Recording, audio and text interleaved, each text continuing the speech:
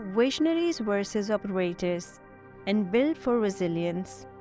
In this video, Simon Sinek explains that for a business to succeed, it requires individuals with distinct abilities. This is one of the most common mistakes I see of visionary founder leaders, where, to your point, they have cult of personality. And, whether it's Sam Walton or Steve Jobs, we know who these people are, Richard Branson, we know who these people are, Elon Musk, right? Mark Benioff, we know who these people are. And one of the biggest mistakes they all make is they think that everyone in the company is as clear on their vision as they are. Because it's clear to them, they just assume it's clear to everyone. And they don't think they need to go through the process of putting that just cause in terms that have nothing to do with the company or themselves. And the work that they fail to do in acculturating the vision outside of them, because they have such outsized influence over the course of the organization. And we talked about courage before. They're the ones who say no to the pressures of Wall Street, for example. Unfortunately, so many of them replace themselves with operators. A visionary replaces himself with an operator. Now, inherently, that's not necessarily a bad thing. Operators can absolutely do a visionary job, but they have to know that it's a different job. And the skill set that they've developed over a 20 or 30-year career, being a CFO or COO, getting really good at it, actually has to change. And so many of these folks replace themselves with their CFO or their COO. And when asked, why did you choose that person? They all say the same thing. I trust them more than anybody. True. They know more about the workings of this company than I do. True. I couldn't do it without them. True. Except for the fact that it's a different skill set. One is up and out, the other one is down and in. And again, yes, a CFO or CEO could take over that CEO role, but have to understand that up and out is now their job, that being in the weeds and in the details and worrying about the short term is no longer their job. And I think we actually do ourselves a disservice in business by thinking of CFOs or CEOs as number two in the company. A visionary possesses a broad and uncomplicated perspective on one or more subjects, which goes beyond thinking outside the box.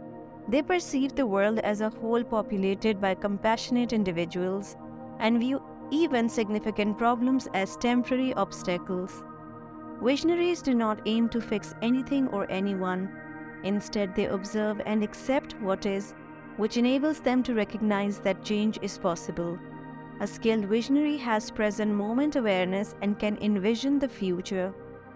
To become more open-minded, one should be receptive to all possibilities and individuals, including those they may not approve of. In personal relationships, it is essential to listen and look people in the eye to gain a deeper understanding. Trusting oneself and good intentions is crucial. In business, success requires both visionaries and operators with distinct skill sets focused on expansion and internal management respectively. While many people can envision something amazing, few possesses the ability to execute it successfully like an entrepreneur. To be visionary is to trust your own intuition rather than relying on past evidence or data. It involves understanding the trajectory of the world and identifying areas that need improvement. This quality is not limited to any specific profession, as anyone can possess it, whether they are a writer, filmmaker, engineer, doctor, entrepreneur, or actor. However, it is important to note that being recognized as a visionary requires convincing others of your ideas, which often involves marketing or sales skills. Discover your purpose by identifying what motivates you, what causes you to act, and where you see injustice that needs to be addressed. Determine what truly matters to you and requires change, and then explore ways to improve it. As an illustration, after working in the corporate world for many years, I observed numerous issues that frustrated me, such as unethical conduct, violations, and mistreatment of employees that led to become ill or quit their jobs. Consequently, I established my own business to assist leaders in enhancing their performance. This is a subject that I am extremely passionate about due to my personal experiences, which prompted me to pursue a degree in occupational psychology.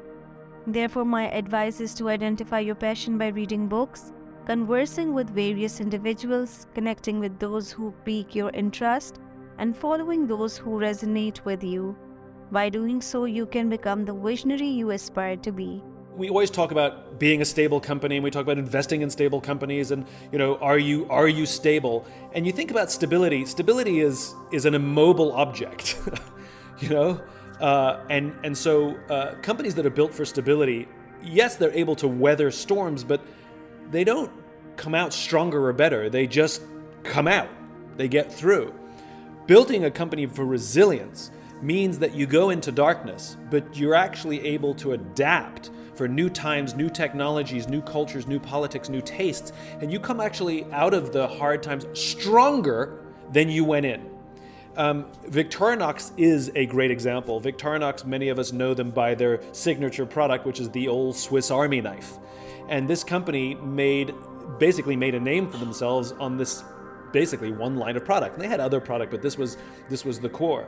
And then something happened that they couldn't predict, nor could they prepare for, which is September 11th happened. And overnight, we were banned from taking their product in our bags, in our hand luggage, or in our pockets. And so many of us used to carry a Swiss Army knife in our pockets or just throw one in our hand luggage. Like, we all had one. Every birthday for every teenager, they got at least one, right? Every corporate gift, you had a couple of Swiss Army knives. And now we were banned from carrying them, which means you're less likely to buy one to give as a gift. And so their business plummeted overnight through no fault of their own, through no market conditions, nothing predictable. But the genius of Victorinox is that they were built for resilience. And what they did was in good times, instead of giving away all the money in big bonuses, in good times, they actually saved a ton of money. And their attitude was, good times don't last, but neither do bad times. And if we want to get through bad times, we need cash. Developing resilience is crucial for achieving optimal performance in the workplace, both individually and as a team. It plays a significant role in a company's success by empowering employees to confront challenges with confidence and learn from their mistakes. Understanding the concept of resilience and how to cultivate it within yourself and your colleague can help establish a skilled and an adaptable workforce. While companies that prioritize stability may survive tough times, they rarely improve as a result. On the other hand, prioritizing resilience allows for growth and increased strength in the face of adversity. Managers can support their employees' mental health and build workplace resilience by offering resources such as paid time off and seminars on resilience building techniques. Employees can also foster resilience by taking on new tasks and practicing humility, while managers can create a safe space for mistakes to prompt resilience within their team. Having resilience can aid workers in managing stress and motivating them to comfort obstacles with determination. This in turn can lead to greater job satisfaction as it equips them with technique to handle work-related anxiety. Additionally, resilient employees understand the value of relying on their colleagues for support when facing challenges, which can foster positive workplace relationships. They also view challenges as opportunities for growth and skill building, rather than mistakes to be avoided. Resilience also promotes open communication and conflict resolution among co-workers. Finally, resilient employees are more comfortable with the possibility of failure, which can encourage them to take calculated risk and contribute innovative ideas to team projects. Leaders who possess resilience as a fundamental trait can effectively conquer challenges. If an organization promotes resilience in its leader, it can set a positive example for its employees to emulate. Such leaders can bounce back from errors and obstacles promptly, which boosts employee morale and prepare them for future leadership roles. Resilience also fosters the ability to accept and adapt to changes, which is crucial for employees to quickly adjust to workplace changes and resume work with minimal disruption. Hope you liked the video. Thanks for watching. For more videos like these, and please subscribe.